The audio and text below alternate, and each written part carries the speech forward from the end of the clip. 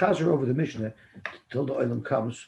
We learned the Mishnah yesterday on Daf Nun Zayin and Beis, and we'll just review it quickly.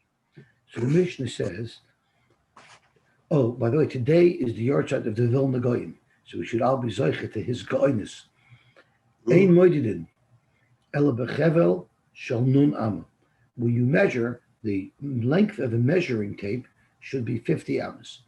Like pachas, not longer than 50, not less than 50 amas, and not longer. And the Gemara is going to explain why 50 is the right length. Well,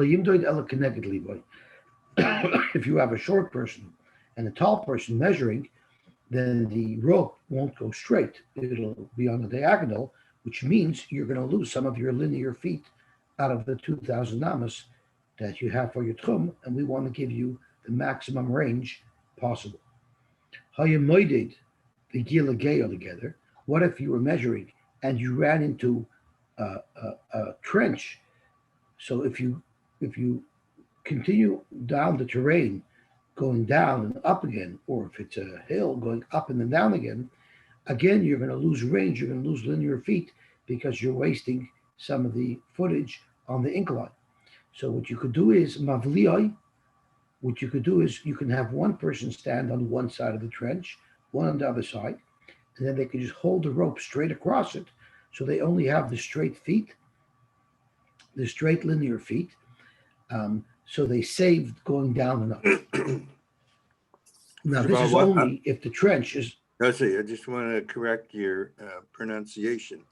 You called it a gay yesterday. It's really a guy.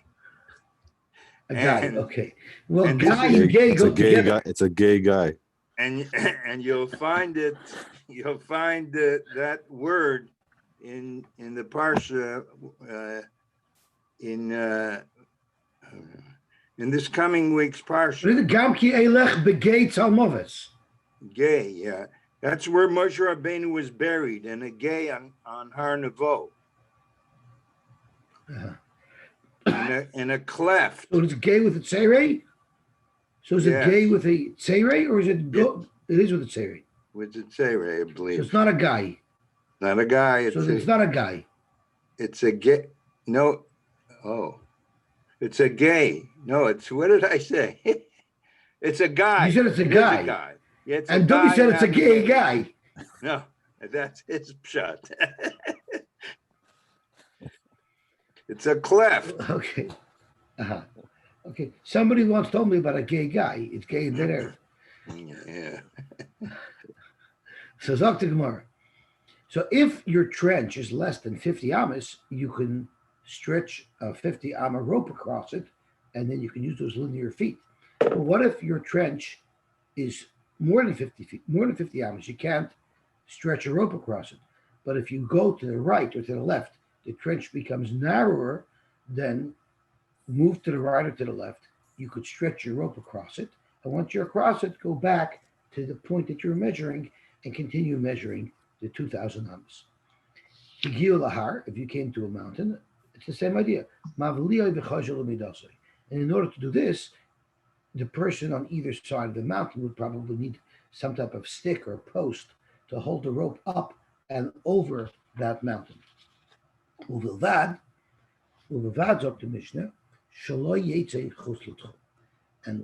the way Rashi learned it in the second shot was, here you're trying to measure 2,000 amas and you run into a ditch. The ditch is more than 50 amas, you can't get across it. So you're going to move to the right or to the left where the ditch narrows. You're only allowed to move to the right or to the left up to a certain point. So for instance, if I'm now measuring in the north direction, north of the city, and I have to move to the left so that I could find a place where the ditch is narrower. So if I'm headed north and I'm moving to the left, I'm actually moving west. I cannot move so far west that I would be out of the western tchum of the city. I could only move far west up until the tchum of the city. But if I'm going to go past the western tchum of the city and I'm going to move so far to the west, that's not allowed. And the Gemara is going to teach us is because if people see the surveying team that surveys cities to determine where the tchum is, if people spot them out there in a place that's out of the tchum, they're going to mistakenly think that that's in the tchum, because someone will say, I could walk there on Shabbos because I remember seeing those surveyors standing in that area. So it must be mutter to go there. When in fact, they were there just because they had to get over the ditch.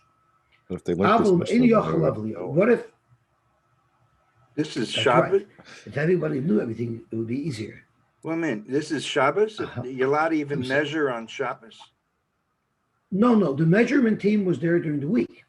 But Oh, someone why could say, I remember on Tuesday, I saw the survey team there, so I'm going to go there on Shabbos. oh, okay. You know, sometimes I've driven down the Allen Road and I've seen somebody working on the Eruv. It's possible that someone during the week saw the surveying team. So they would think, What if so they would think that wherever the surveyors were found during their job must be within the tchum, because that's what they're measuring. What if the ditch is in such a configuration that you cannot find anywhere where you can go across it? I'm sorry. Bezu Amar Abdestoy Bar Yana Mishum Reb Meir Shemati Shemakadrin Bahar. Here for this issue, we use a different technique, and the technique is you use a rope that's only 4 amas long, and one person stands on the trench on the incline higher, the other person stands further down, and the person standing further down has to hold the rope up higher, and the person standing further up holds it lower, and then it's flat. It's not much different than if you're carrying a big box with somebody helping you up the staircase. One guy's walking backwards up the staircase, one guy's walking forward. So normally the guy walking backwards up the staircase is going to hold it as low as possible, and the guy walking up the staircase, standing a couple of steps lower, is going to hold it as high as he can so that it will remain level. So that's exactly what this makadron is. You make it into steps rather than an incline, and this way you still are only measuring the linear feet. The reason why it's a concession over the lahavliyai is because it's inevitable that you're not going to be in a perfect straight line, and therefore you're going to lose linear feet from the range of the 2,000 amas. How do you know that the rope has to be exactly 50 amas? Where did you get that from? When the Torah talks about the dimensions of the Chatzar Mishkan, the Torah says the length of the Chatzar Mishkan will be 100 amma, the Roichav Chamishim, and its width will be 50. And then the pasuk adds another word, Bachamishim. What does that mean? So the Gemara Darshans, Amr Torah, the Torah is telling us, Bechevel Shal Chamishim Amma Midoid. So when it says, Oirech HaChatzar Mea Amma, Roichav Chamishim, and how should you measure it? Bachamishim. Use a string that's 50 amas long to measure the oirich and the roichev. For the Gemara, the Bachamishim is a drasha that has already been used to teach us something else. Again, this goes back to what we said, that was a simple math equation that we have nowadays in the Gemara's times, and Rashi has to overcomplicate it to get the same results. There's a limud, there's a shita that the chatzar has to be square, and the chamishim b'chamishim tells you that even though the area is 50 by 100, which means it's 5,000 square amas, but it can't be in rectangular shape. It's 5,000 square amas in a square shape. So we can use our handy dandy calculator to tell us what the dimensions of 5,000 square amas would be in the square. So I'm going to pull up my calculator, and we're going to go to the scientific one, and I'll push square root, and then I push 5,000, and I get 70.71. So if I want to create a square that's 5,000 square amas, it's going to be 70 and just less than 3/4 of an amma. So that's how we figure it out, with a simple push of a button. But the way they figured it out in the olden days is they would take the square of 50 by 50. Now, they're dealing with two squares of 50 by 50 because you have 50 by 100. So you take a square 50 by 50, and that's your base square. Then you take the next square 50 by 50, and you cut it into strips that are 50 amas by 10 amas. You'll get 5 such strips. And then you take 4 of those strips and you wrap them around your 50 by 50. Now you're already at 70 by 70. You're just missing the 4 corners. So you take the last strip that you didn't use and you fill in the corners with it. And then with a little extra, you cut it into thinner strips. And again, you put it around. So that's what Rashi describes on Daf Chav Gimel. Rashi, Lakuti Rashi here describes. So basically, you're taking the area, cutting it into strips and going around and around the square of 500 by 500, 50 by 50, making it bigger and bigger. We could do that with a couple of keystrokes on a calculator. So that's what you need chamishim b'chamishim for, to tell you that it's a square dimension, not a rectangular. Zok the Gemara, I could learn both limudim, A, that it's a square dimension, and B, that you use a rope that's 50 amas from this pasuk. Because in Cain, if all it wanted to tell you is that it's a square, the Torah should have said, chamishim chamishim. Why does it say chamishim b'chamishim? To tell you that you have to use a rope that's 50 amas long. Shmas minatarti, we learn A, that it's a square dimension, and B, that you use a rope that's 50 amas to measure. What's a square? Yosy, what's a square? We were talking about the Mishkan. The Mishkan's not a square. So I think when you go back to Chav Gimel, it's mashma that there was a sheet that there was square, but it's used in the Mishnah on Chav Gimel to discuss the maximum karpif size. The halach is a karpif, shel hukuf ladira, is allowed to be a karpif shel hukuf ladira up to 5,000 square amas. It will be allowed, and you're allowed to carry inside there. And the shaila there in the Mishnah is, does it have to be a square dimension or it could be a rectangle? So that's what we use it for. But I think the Gemara there is bringing the shita that the Mishkan was also a square. I don't think we learn like that. We all our classes. No, I'm not following something. This pasuk, the context of the pasuk chamishim b'chamishim is with regard to the Mishkan. Correct. And there's this. And from the Mishkan, we're learning the size of a karpif. That's lahukaf ladira, how big it can be, and still right. But you're saying it's square from this pasuk. So the Mishkan correct. is there are not those who learn. Well, I think I was looking through the Gemara there, reminding myself of it, and it seems like there are cheetahs who holds that even the Mishkan was square, which we definitely don't learn like that. What do you mean? It explicitly says 50 by 100. How can it be square? So the dash in the pasuk, it's this very same pasuk. They learn from this b'chamishim that it's a square. Are they talking about the Mishkan itself or the yard of the Mishkan? What are we Correct. talking about? The yard of the Mishkan. The yard of the Mishkan. So we're just extrapolating that to Tchum, even though it has nothing to do with Tchum? We learned that the maximum Rishus HaYachid that you have is going to be the Chatzar Mishkan. That's the largest yard we ever find. So what is the point of Tchum? What's the point of saying by 100 if it's going to be a square? That's a good kasha, but that's how they learn this puzzle. They learn 50 by 100 is to tell you its square footage, but its actual shape is taught to us with the word b'chamishim. Okay. What does this have to do with Tchum? Hello, Yosy. And it has nothing to do with Tchum. So why the are we reason why learning it's relevant here is because we're also learning that the yardstick, the measuring device that they used, was a measuring device that was 50 amas long. So all we're learning from here is what tool you're supposed to use. Because that's what the dimension was, but here it's 2,000. So we're going to extrapolate that to this. Just so we're always going to use 50 no matter what we measure. That's what the Gemara is arguing. Yes. Okay.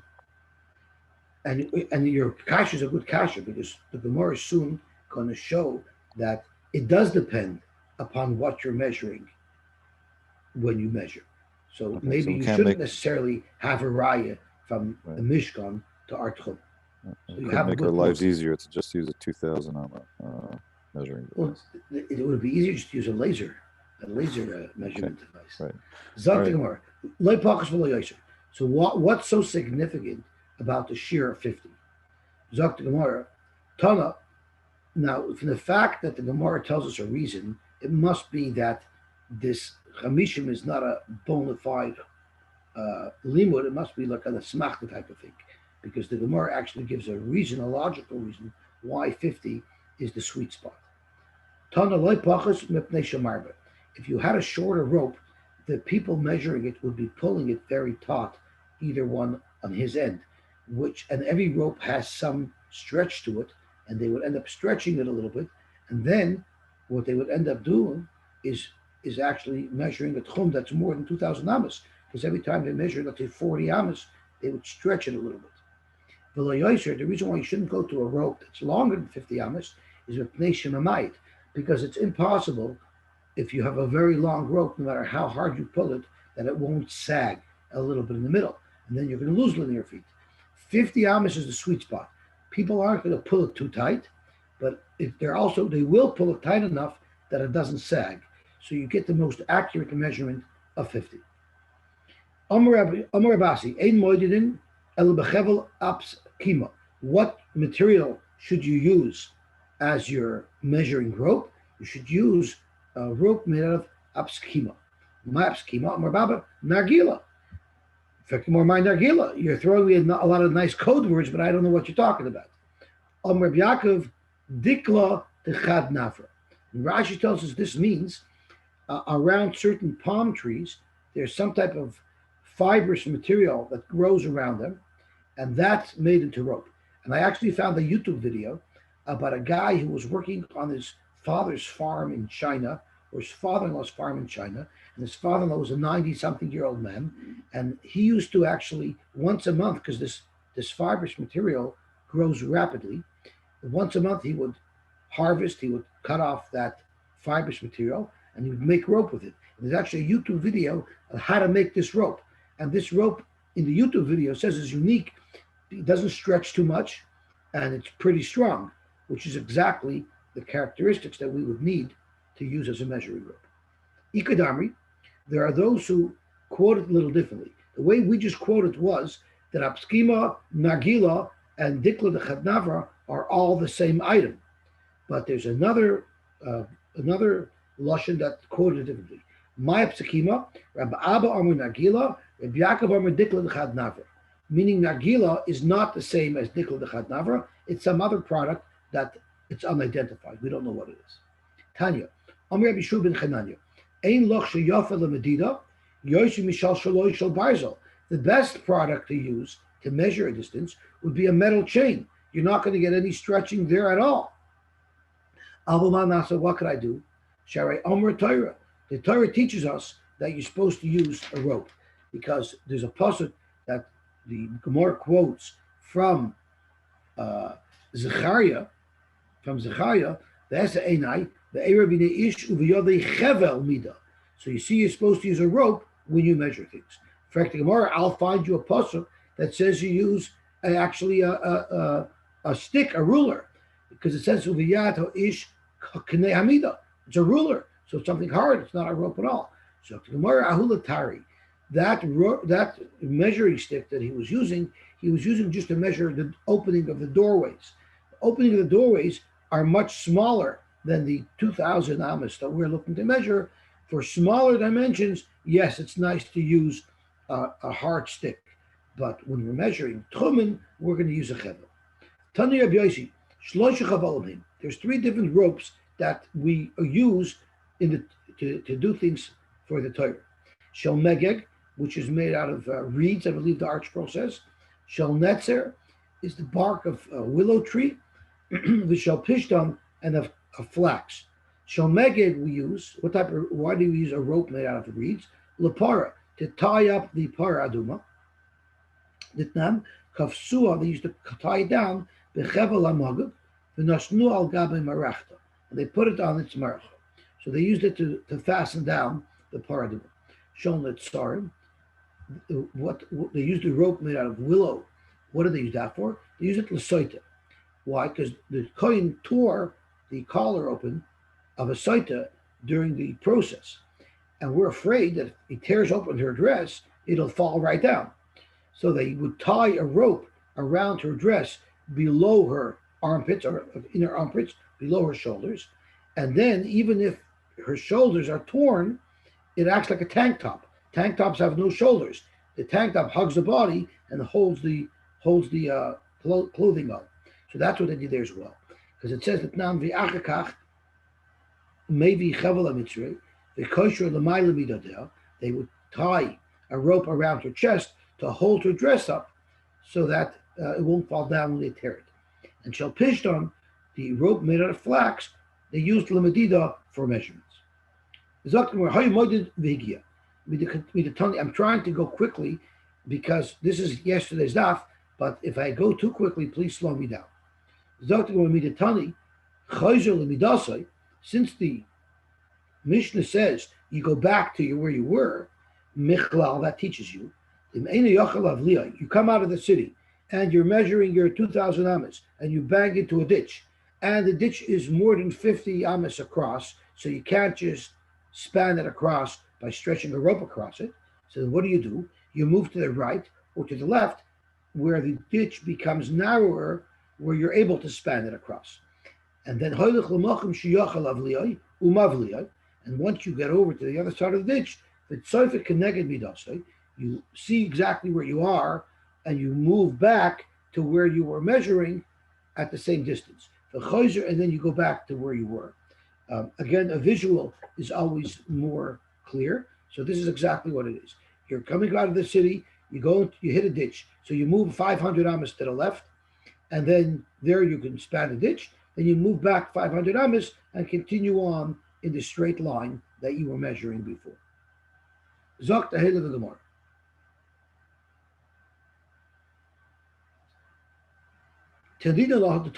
We have a brisa that reinforces our understanding of the Mishnah.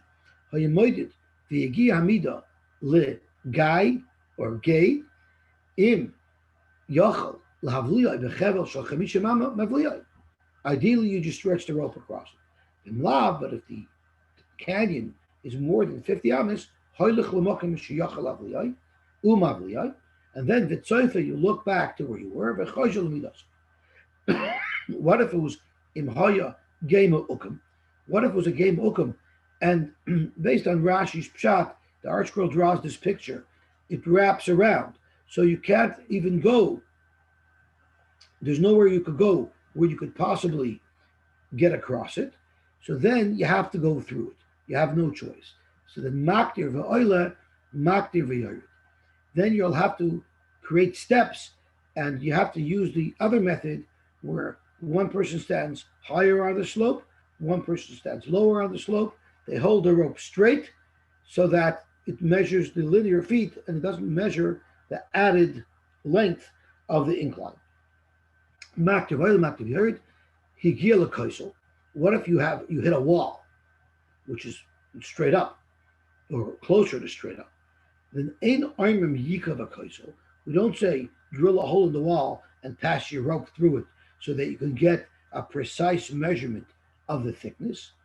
Rather, all you need to do is guesstimate. It looks like it's about 12 inches thick. We'll count 12 inches for it without a precise measurement. Frek the Gemara, how could you allow such a rough measurement? We learned a different brisa that says mavlioi v'chosher. You actually have to measure it across. How do you do that? It's a wall. So what you do is you have one person on one side of the wall, another person on the other side of the wall. They'll each hold up a stick that'll be above the wall, and then you run your rope from stick to stick. So why over there? Why does that brisa say you need a precise measurement? And here you're saying you can just guesstimate it. So it depends on how steep it is. Hasam nichat shmishta. The place where the brisa is mavliyai is when it's not such a sharp incline, which technically it's considered land because you can walk it up. Therefore, you need to count it, and therefore you need to count it accurately. But here the wall is straight up. It's not considered terrain. So you wouldn't really need to measure it anyway because it's not terrain. It's almost vertical. So therefore, will allow you to guesstimate on its thickness because really you don't need to count it at all. Omer Rabbi Yehuda Omer Shmuel. Lo yishanu. This rule that we said that you actually have to measure using the maktir, the oila, maktir v'yord method, meaning you have to measure the incline, but only its horizontal straight length. That's only if it's not so steep. How do you determine if something is steep? You use something called a plumb line. For those who are not familiar with construction, a plumb line is something that measures a vertical line straight. So I'll give you an example. Let's say you had a square room and you wanted to hang a light fixture in the center of the room. How are you going to measure the center? Yes, you could work off a scaffold and ladder and measure from each edge of the ceiling to the center. You could do that. Or you could do something that's much easier.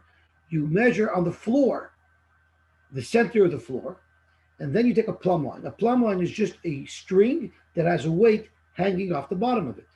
And what you could do is get on your ladder in the center of the room, eyeball it. You've already marked on the floor precisely where the center of the room is. Hold your string up to the ceiling, and after it finishes swinging like a pendulum and it settles down, see where your weight is. If your weight is right over the mark that you made for the center of your floor, then you know that you're at the center of your ceiling. So if you use such a plumb line, you're standing at the edge of a cliff. You hang your plumb line down. If it goes straight down to the floor and it doesn't hit the wall along the way, that means you have a very straight, sharp drop off of your cliff. The only time we require to be makter voila, get that linear feet of your drop, that's only if it's not such a sharp drop, meaning if you drop the plumb line over the side, it would not hit the floor, it would hit the wall. So that would indicate that the incline is not so sharp. But if you put a plumb line over the edge and it hits the floor, that means you have a straight wall. There you don't even have to measure. So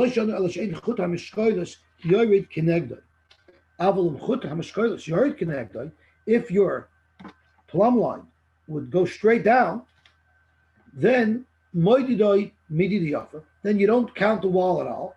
You climb down into the bottom of the canyon and you measure the floor of the canyon across. And that's all you need to do. And you don't need to worry about the walls at all because they're so steep, we don't even have to count them. Now, what the Gemara is going to tell us in a second is that when you drop your plumb line, you're not standing at the edge of the cliff and holding it right over the cliff. You're holding it on a fishing rod that's 4 amos long. So basically, the formula is if 4 amos out past the edge of the cliff, you could drop a plumb line and it'll hit the floor. We don't worry about those 4 amos. It's steep enough that that's a wall. We don't consider it terrain at all. But if you hold your plumb line 4 amos out over the edge of the cliff and it hits the wall going down, that means your wall is extending 4 amos at least. And therefore, you consider that wall and you have to measure it. Now the Gemara is another shayla. We decided earlier that if your ditch is not 50 amos across, you just have one guy stand on one side, one on the other side, and you just stretch the rope across. So the Gemara wants to know, does the depth of that canyon, does that play an impact? Does that have an impact? How deep can this canyon be that you could just span across it? Is there a limit to it? So the deepest this canyon can be is 2,000 amos. If it's more than 2,000 amos deep, then what you would have to do is you would have to measure. You have to do the mekadev oila technique, meaning you have to have 2 people stand on the incline measuring between them. You, Rabbi Yosef, give us up to 2,000 amos deep. Abai brings a raya from a brisa, Amakuf for Roichav Nun Mavliyai. If it's only 100 amos deep, that's when you can be Mavliyai. The Mavein Mavliyai. So how could you say it could be up to 2,000 amos deep? You see from this brisa that the maximum depth is 100 amos. So Rabbi Yosef is is passing like a different Tana, the Tana of Acherim. The Tanya Acherim Oimim, Afilu Omek Alpayim for Rechav Nun Mavliyai. Acherim allowed this canyon to be up to 2,000 amas deep. So you have a machloikus. Acherim and Rabbi Yosef say the canyon can be 2,000 amas deep, and the Brisa that Abaye quotes limits it to 100 amas deep. Ikad Amri, there was another way that this was quoted, which has a completely different conclusion. Rabbi Yosef Afilu Yetzim Alpayim. Rabbi Yosef holds unlimited. The depth is unlimited. Even if the crevice goes down to the core of the earth, it doesn't matter. All we look at is if you could span across it. Kamam. Now Rabbi Yosef is going to be like nobody. The loy ketanakama or the loy kacher. Now he's inconsistent with both shitas that we quoted. Why? Because Abaye says 100 and Acherim say 2,000 and Rabbi Yosef says unlimited. So Gemara, no. Let's not say he's arguing. Let's say he agrees. However, when does Rabbi Yosef say that you have an unlimited depth? When does the Brisa say you have a limited depth, either limited to 2,000 or limited to 100? That's because if you drop your plumb line down, it's going to hit the side wall. So that's why you have to measure it. But Hacha, Rabbi Yosef, who says your depth is unlimited, is bechut hamishkoilis yord kinegdoi. If it's so steep that a plumb line will hit the bottom, if it's that steep, you don't have to worry about it. Someone's asking if this canyon applies to bodies of water. It applies to water. It applies to, there's no water in it. It applies to anything that's not flat land. At least that's how I understand it. So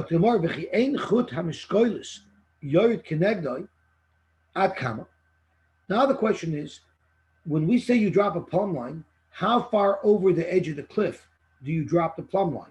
Do you drop it right up against the cliff, or do you extend it out, which we discussed earlier? What it means is when you drop your plumb line, you can actually put it on a stick that extends out 8 amas. And if at 8 amas, it doesn't hit the floor, it hits the wall, then you have to measure that wall.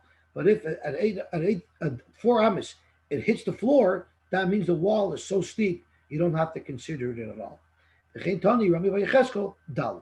Your fishing rod that you hang your plumb line off of could be up to 4 amas long. What if you encountered a mountain? The same thing that you do with a canyon, you would do with a hill. It's the same concept. Instead of measuring the incline and including that and wasting amas on it, you just go right over it. Amarava, loy shanu, this halacha that we say you could be mavliya is elo b'har hamaslakit yud mitoch dalet. That's only a har that's so steep that within 4 amas it moves up 10 tfachim. So it has to be pretty sharp. But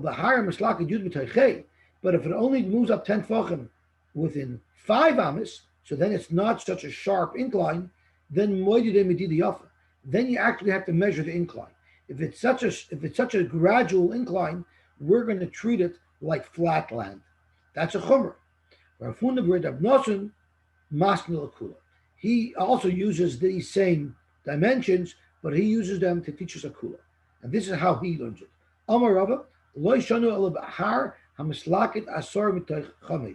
When do you have to actually span across it, even to measure the direct horizontal distance, is only if it's not a very sharp incline, meaning it only moves up 10 tfachim within a 5 amma period.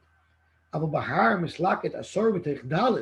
it's such a sharp incline that within 4 amas it's going to move up 10 tfachim, then you don't even need to measure it. Then you can just guesstimate its distance, because like Rashi said on Amud Aleph, we don't even consider that flat land. We almost consider that like a fence, because it's such a sharp slope. And therefore, you don't have to measure it at all. So this, everybody asked me, why would I be worried if he goes chutz l'tchum that it'll cause a problem? The Gemara answers, my time up, Amar Kana Gzeira, Shema Yoimru, Midas Tchumen Ba'alakan. We're afraid that if people witness during the week the surveying team in a certain area, they'll assume that wherever that surveying team was is within the tchum. And in this case, in order to traverse the ditch, they moved so far out that they're out of the western tchum, in our example, and that would lead to a mistake. It's funny because I have a cousin who once asked Rab Elyashiv or Rab Steinman, I don't remember who they asked, I think it was Rab Elyashiv, when it comes to Shidduchim, what should we give up on? So Rab Steinman told him, or Rab Elyashiv, I don't know who it was, they were both wise people, the first thing you should give up on is the Ma Yoimru. Give up on the limitations that I'm not going to do a shidduch because what will people say? That's the first thing you should give up on. But when it comes to Eruvin, you have to be worried about the Ma Yoimru, that people are going to, what are people going to say? Zok the Gemara weiter. What if you simply cannot span across it, so you're forced to use an alternative method, and that is to have two people stand with a rope that's 4 amos long, and one holds it high, one holds it low, so that they can measure straight distances. Tanarvam, Keted Makadrin. How do you do it? What's the method? Tachton Keneged Liboy. The guy lower on the slope holds it opposite his chest.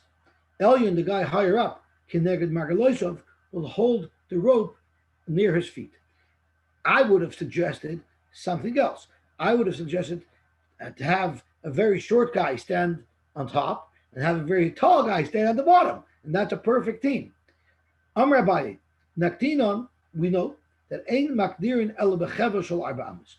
You have to use only a chevel of 4 amos. And the logic is very simple, because if it's too long of a rope, then the two people are separated by too much distance, and then the distance in their elevation will be too much to compensate for. If you have a maximum 4 amos, we're assuming that height level will be able to be compensated for. This method of measurement works for tchumen, but you wouldn't be able to use it for egla rufa, which is the raisa, and not for Arimiklot, because they're the raisa things, and Rashi Hilchach loy misharin midi el moedidin horim v'geis kakaka chalaka. For the purposes of egla rufa and the purposes of an Arimiklot, you measure the terrain as it is, which means it's much less space. So I understand why that's a chumrah for Arimiklot, because it means that you have to be closer to the city. You can't get as far away because you're counting the incline as linear feet. But by Egla Rufa, where I believe you're measuring the closest city, I don't know why it's a chumrah to say that it's city A over city B. So I'm not sure. But I'll call upon for deraisis, you measure the contours of the terrain. You don't just treat them like straight ground. Okay, now we're taking a wild turn. I'm sorry. I'm mixing it up with the next mission. We're still staying on subject. Yosy, sorry. Yosy. Yes. But we're still talking. In the case we're just talking about, it's where it's wide all the way around, so they have to go through it, right? I mean, The last case we're talking about is they couldn't go to the left or the right because it was wide. They have to actually measure the cliff. But it was 50 or less than 50, like straight across without measuring the. It was more than 50 straight across. That's why they couldn't go straight across. So they have to measure it in increments of 4 amos, and it could be huge depending on how big the canyon is. Okay. So more about it. Rashi learns that what this means is you're only allowed to use experts. Rashi's mumche is baki b'medida. The Tosfos Rid has a problem with Rashi because it should have said, if we're speaking about people, it should have said ein moedidin ela min hamumchin. You shouldn't measure only with professionals. Tosfos learns ein moedidin ela min hamumchin means you have to measure very straight lines. Pirish rach derech yishara mechuvenes keneged eir. It should be very straight. But we're not like Rashi. You have to use professionals. What happens if riba l'makam echad umiyat l'makam acher? You measured the corner of the city. Let's say this is the edge of the city. You measured this corner of the city here, 2,000 amos, and the guy who measured this side measured over here. So one of these two things are wrong. If this is 2,000 amos from the city, this cannot be 2,000 amos from the city, and you're going to be drawing a straight line. So which one do you listen to? You actually err l'kula and you give him the extra space. Riba la'echad, umiyat la'echad, shayman l'meruba. This almost sounds like it's repeated word for word what the Mishnah said just a moment ago. So the Gemara is going to deal with it, and the Gemara is going to tell us what this second case is referring to. And now we have an interesting halacha. Even in Eved and the Shivcha are believed to say Ad Kan Tchum Shabbos. The Tchum Shabbos extends up to here. And there's a whole shaila about how can an Eved and Shivcha be Neman. The Gemara is going to discuss it. So Rashi says when Chum were geyser not to go chutz Tchum, they said, of course, the whole concept of Tchum is a Chumr, because the Torah lets you go, and the Chum saying you can't go. What it's saying is the way the Chachamim set up the Isur Tchumen, they set it up that yes, we are limiting how far you can go, but we're gonna be very lenient as to how you apply these halachas. Zok the Gemara. We only have about a minute left, so we'll just hop around a little bit of today's block. L'makam shariba in, l'makam shamiyat loy. What does that mean? We're letting you go to the further distance. You measure two distances. One was further than the other. So it's much we only go to the further. If we're letting you go to the further, then of course we're letting you go to the closer because we're extending your range past it. So the Lashon Mishnah is difficult. So what the Mishnah means is you're even allowed to go to the Makam Shariba. But of course the closer place is within that area. Of course you're allowed to do that. So this was the repeat case. Hasulamali. The Mishnah just said that if you have two measurements, one's further, one's closer, you use the further measurement. Hasulamali. Hainuhach. So what it means is riba echad umiyot echad. What this means is not the same surveyor measured 1 point closer and 1 point further, and will give him his further measurement. Rather, there's two different surveyors. There are two on a team. One measured at one edge of the wall, one measured at the other edge, and one was closer and one was further. So the halach is shoyim l'zeh riba, meaning we know one of them made a mistake.